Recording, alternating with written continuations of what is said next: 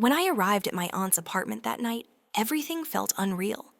It was quiet, too quiet.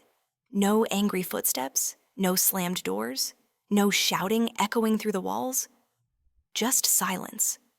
My aunt opened the door, took one look at me, and immediately hugged me. And that's when I finally broke. I didn't cry earlier, at the bus stop, in the car, or even while packing. But the moment someone treated me gently, I fell apart.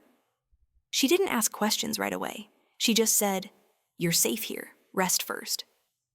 I slept on her couch that night with my suitcase beside me, shoes still half on because I was afraid I'd need to run again.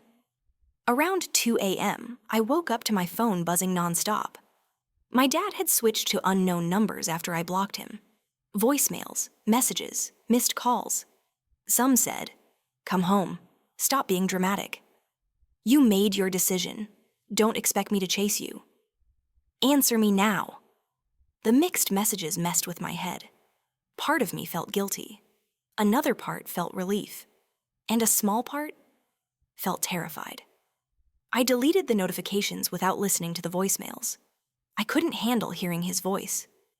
The next morning, my aunt made breakfast and said, "No pressure. When you're ready, you can talk." I nodded, but my mind was somewhere else. At school, people noticed something was off. I didn't have the energy to pretend everything was normal. I kept flinching when someone raised their voice or closed a locker too loud. My brother called me during lunch break.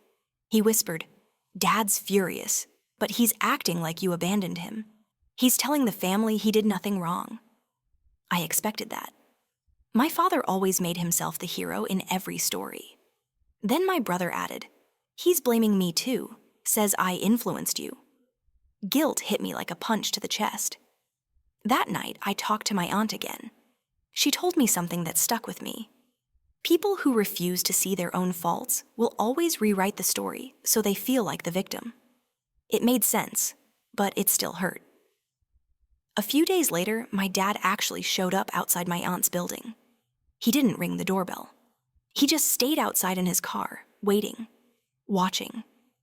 My heart dropped when I saw him through the window. My aunt calmly closed the blinds and said, "You don't have to see him. You don't owe him anything." He stayed parked there for almost an hour. No calls, no messages, just silence. I didn't know if he was waiting for me or if he was waiting for me to feel scared enough to come outside. But I didn't go. That night, I realized something. Leaving wasn't the end. It was the beginning of a long, messy healing process, and I was still right in the middle of it. I didn't know what the next months would look like. If he would get worse, if he would stop trying, or if he would pretend like nothing happened. But one thing I knew for sure, I wasn't going back. Not this time.